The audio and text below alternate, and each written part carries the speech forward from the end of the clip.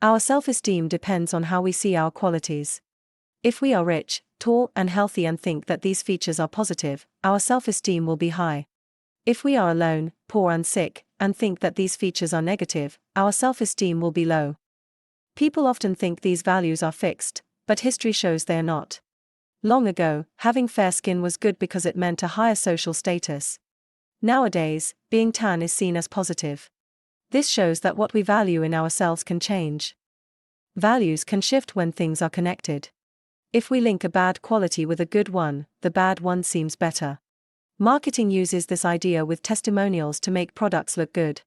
We want to do the same for our negative qualities that bring down our self-esteem.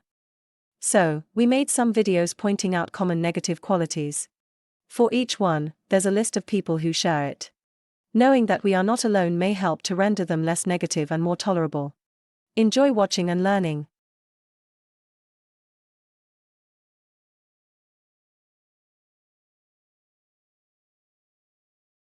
Mileva Marić, 1875–1948, was a Serbian physicist.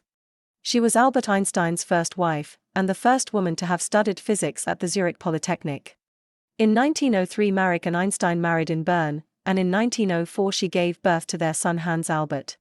Between 1905 and 1912 Marić followed Einstein to Zurich, Prague and back to Zurich, where she gave birth to their second son Eduard in 1910.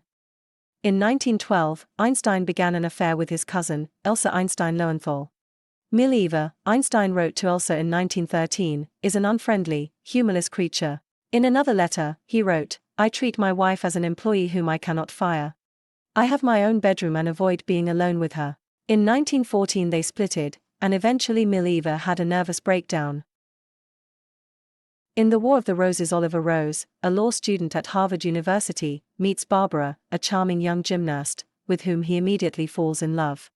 The two get married and have 2 children. Oliver makes career as a lawyer, their life is perfect and happy. After a few years, the relation between Oliver and his wife begins to deteriorate. Barbara no longer seems to tolerate her husband's temper. One day Oliver is taken to the hospital for a hiatal hernia, initially mistaken for a heart attack, and is discharged soon after.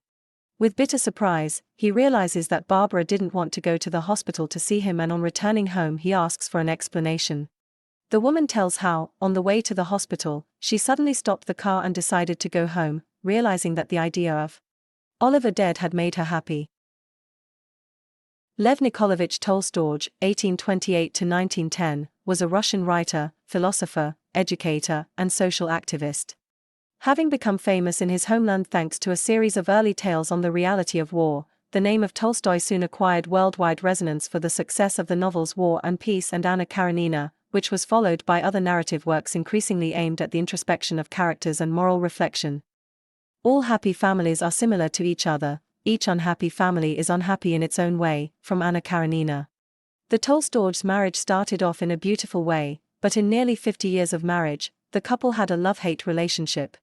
Both Sophia and Leo were very emotional, and their love was full and passionate and deep and rich, and so was their hatred. Unfortunately, the hatred seems to have won out in the end.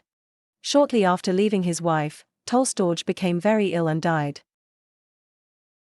Petar Tchaikovsky, 1840–1893, was a Russian composer of the late Romantic period, whose compositions are among the best known of the classical repertoire. In his style he combined characteristics of traditional Russian music with classical musical practice. Despite popular success, his life was marked by events that led to depression and a fatalistic view of existence. The marriage between Tchaikovsky and Antonina Miljakova was celebrated on July 18, 1877. The outcome of this act was disastrous. The consequences on his psyche were devastating.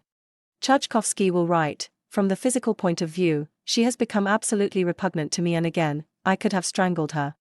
Constantly in the throes of a very strong repulsion towards his wife, he slipped into the Moskova attempting an indirect suicide, which ended in a simple cold. After recovery, he had a severe nervous breakdown.